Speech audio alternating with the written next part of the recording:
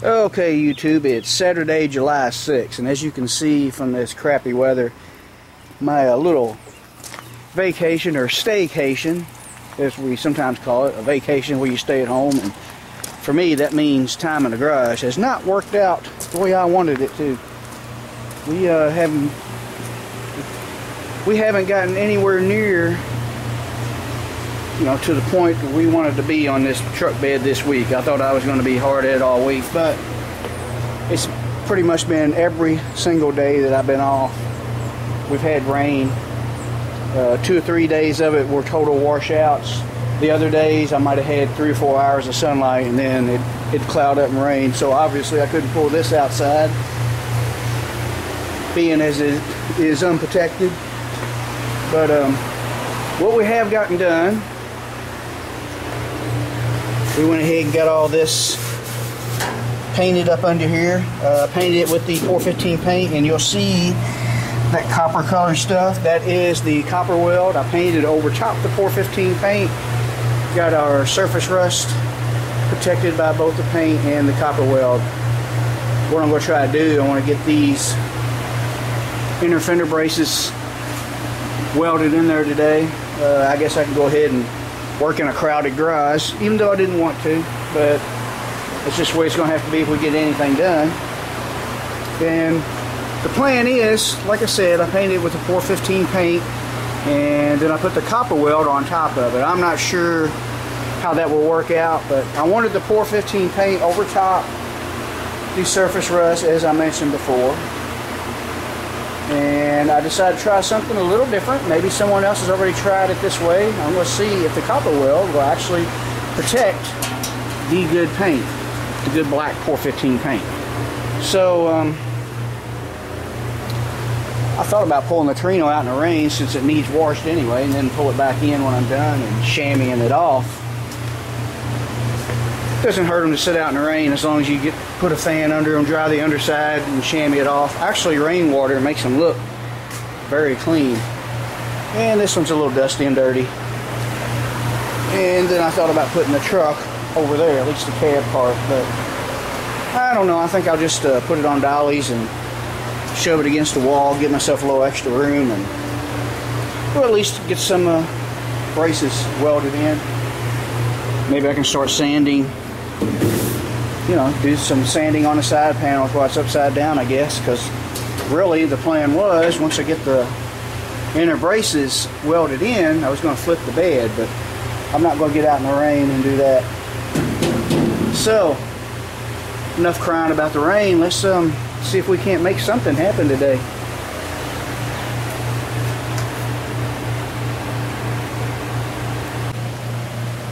Alright, now as you can see, this is how we deal with weather that won't break. Got the truck shoved over, got plenty of room to work.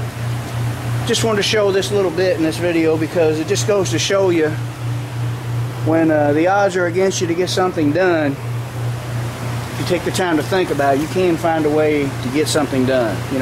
To do what you want to do in your garage. Don't let nasty weather stop you completely. It might slow us down. Yes, it would be a lot easier to pull this truck outside and just roll this bed around any way I want, but what choice do we have? And it's been a washout for like 3 or 4 days, so we're going to at least get these inner fender welds, the fender braces, welded in here. As you can see, I got the first one clamped in. It's clamped up to here. One thing I noticed about these panels, the inner lip, I don't know if you'll be able to see it with the camera all turned upside down. It doesn't look like you will be, but you can see how the lip isn't quite as wide as the original, which really doesn't bother me. It might even be a good thing, because that's that much less metal, which is trapped in there to hold moisture, which we have protected it well, hopefully, about as good as we're going to do. But anyway, like I told you earlier, we had the 415 paint, like 4 or 5 coats on this tub, and everything we were not going to be able to get to once it's welded in. Then I sprayed the copper weld on top of it. Here's the can over here for those of you who haven't seen this stuff. It's supposed to be good stuff. I haven't used it very much myself, so we'll see. But you're supposed to be able to spray bare metal with it and weld right on top of it, and that way you don't have bare metal in between these seams to collect moisture and rust, and there's nothing you can do to get to it once it's all welded together. So I tried to do kind of double protection. I'm not sure how well it'll work, like I said earlier, but I did spray it with .415 paint. Then I sprayed the copper weld on top of my paint, and of course where I'm welding, I'm going to go ahead and take my die grinder with this wheel here, and I'm going to clear out some bare metal right here. Do it on all my spot welds. As you can see, I already drilled holes on this part of the panel. The panel new didn't have the holes for the spot welds,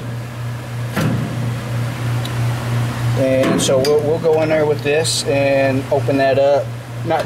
We'll just knock the paint off where I can get to it. And the whole purpose for doing it that way is right outside of the weld. This paint here will hopefully be protected by the copper weld, and we will take our time, try not to get everything too hot and just burn the paint off of it. You know, try not to do that. And the other thing I also had to do earlier this week was some of my holes I drilled all the way through on the actual bed. I had to fill them in. I did get a chance to do all that, even with the weather. So, okay, let me set the camera on the tripod and we'll clear this out and try a little welding. We'll see how it works out. Alright, now, as I said, I'm just going to clean these out and we'll see how they weld up. I'm just going to take this little bit here, like I showed you earlier.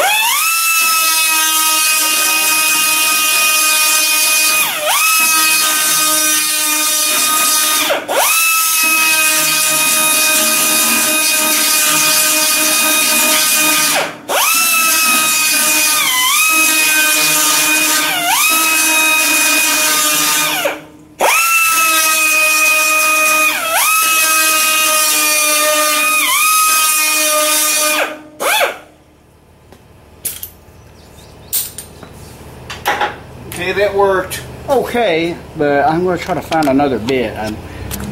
As you can see, I'm still not getting clean metal up to the edge of my panel here. I'm also going to have to take my little sander and knock all that paint off. Then again, maybe I won't, since it's got the copper weld on it. We'll see. Well, actually, there's not much copper weld on that. So let me find another bit, and I'll show you what I'm talking about. Another bit. This got a little bit more of a point to it. We'll see if that works a little better. I think it's going to.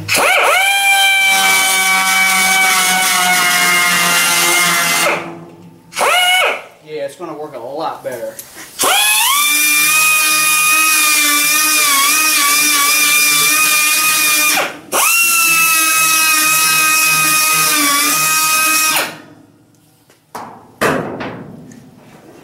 Now, as you can see, I have bare metal up close to my edge that I'm going to weld to. Edge of the hole, that is. And that's going to, I think that's going to work out okay. Let me get the rest of these cleaned up. I'll take my little die grinder with my sanding wheel, which is right here. Don't have to have the exact same thing. Any kind of little small light duty sander that won't get your metal hot, warp it all up, will be good for taking all that off. So let me get all that done and we'll try a little welding.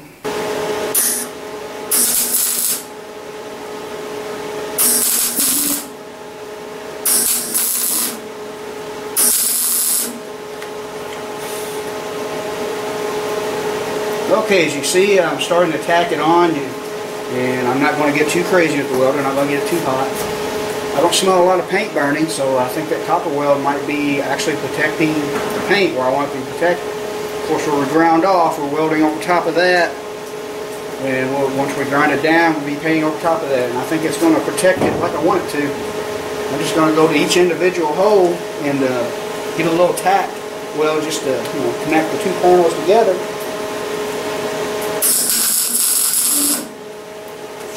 And I think if you remember me in my earlier videos mentioning having trouble with my welder, I found out my biggest issue there wasn't really anything wrong with the welder. I was using too big of wire, especially for thin sheet metal. I had 30 thousandths diameter wire, and honestly this welder should feed that good, but it was also stainless steel, which is a lot stiffer. I think I mentioned that I wanted to try stainless steel on bodywork just because stainless steel doesn't rust, but I found out the stainless steel wire, at least this welder, and at 30,000 diameter does not feed very well through this welder. And now I can have a little bend in my cable and I can still weld. I got 0.23 wire now, and it's just mild steel wire. But it seems to be working a lot better now. I can adjust it and it'll stay that way.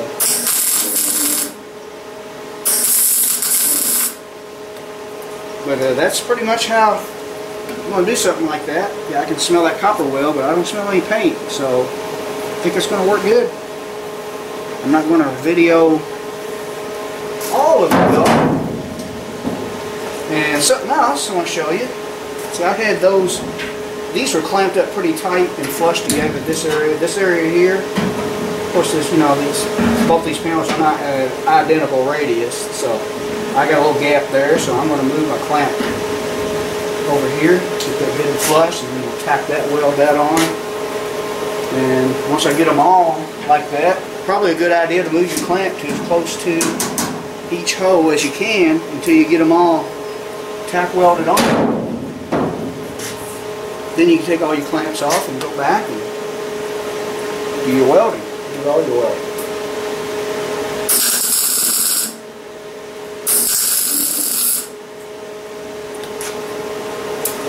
And pretty much how I'm going to go about doing it. Like I said, I'm just going to go to each hole and tack it on. Then I'll come back, put another tack in there until I get those holes filled up. But as you can see, the little welder isn't doing too bad now. Not a lot of build up, and not a lot of weld gobbing up within. What I really hate about the welds building up like that, where I don't want to penetrate, not only is it the bad penetration I don't like, but it's just all the extra grinding you have to do. It's extra work, and grinding my welds is probably the only part of body work I really dislike. I don't know why. It's messy. You get hot, you get sweaty, and the metal dust sticks to you. I don't like it. So I like it when it welds like this, and you got a minimum amount. That little bit of weld, if I can get it like it all the way around, this little sander right here would take that down. Or you also have these flat disc wheels, like on this right here. But you got to watch these hand grinders like this on body work. They turn a lot of RPM, and they tend to get your metal hot, and you could warp your panel. Now in this instance, it wouldn't matter because there's not a big wide area, and it's not going to be that easy to warp. So I'm going to go ahead and weld all these up, and of course I'm going to have to do all this the same way. And actually, what I will do here, after I get a little area clean so I can, in each hole, so I can weld, I will take maybe something like this hammer. I don't really want, you could drill some holes and put some sheet metal screws in there, hold that down tight. I don't want to do that, so what I'm going to do, a lot of times I will rest my hammer on it. It might be a little difficult to do, and then just push down on it while you're tack welding. And once you get it tack welded on, it's there. A lot of times I do that when I don't feel like drilling extra holes, which I will have to weld and fill up with weld, for sheet metal screws, which can be a good way to hold everything on. Sometimes you have to use them. If you've got a big panel, big quarter panel or something, it is a good idea to use sheet metal screws to hold it on and in place. But anyway, I'm going to finish up this welding, show you how it looks, and that'll be all the video after that. And then I'm going to do the other side, and if it's still raining by then, I guess I could go ahead and start sanding the front of the bed down. Hang on, we'll show you what it looks like when this side is all done and welded. Alright, there it is, one side welded up. Pretty much done. That rattling here was this, but it's all good and solid now. I'm kind of happy with it. Got all the welds ground down, kind of sanded down. That's a little high, I need to work that down a little bit. Not too bad. I wasn't able to do the actual original looking factory spot welds. That's something I'd like to learn to do later, but it's not important on this truck. We'll just take a little body filler. It'll be a very thin skim coat, smooth that out, and that'll be fine. This here, we won't worry about it. We'll paint over that. It's going to be under the truck. And as long as it's black and shiny and protected, I'm not really too picky about how that's going to look. But we got to do the other side now, and I'll do that later on this afternoon. And after that, we're ready to flip the bed over and start some body work on the inside of the bed. That is, if the sun could show itself for at least a couple more hours sometime before this weekend is over. I'm not sure how that's going to work out. I think it's supposed to pour on and off. It's actually quit right now, but I think it's supposed to pour on and off the rest of the day on through the night. And I don't know what chances of rain are for tomorrow. Last day of my vacation, but at least we got out here and found a way to work around it. But yeah, I'm happy with that. Kind of like the way it turned out. It's good and solid now. See how flimsy the other side is without that brace. Kind of hard to tell. Can't really get to it. Yeah, see all that. But yeah, I guess we'll call this a video. Hopefully that might be a little helpful to people with spot welding panels in. Thanks for watching. Thanks to my new subscribers. I'm going to try to get busier on this truck again and do some more videos. Been kind of slacking off on both. Haven't been lazy. I've been doing some stuff. It's just other stuff has needed to be done. But yeah, if you look under there, it doesn't look to me like it burnt through that paint and copper weld very much. So that's a good thing. That's what we wanted. So hopefully it looks good inside there where we can no longer get to. But, like I was just getting ready to say, thanks for watching, thanks for subscribing. Stay tuned for more. That's it.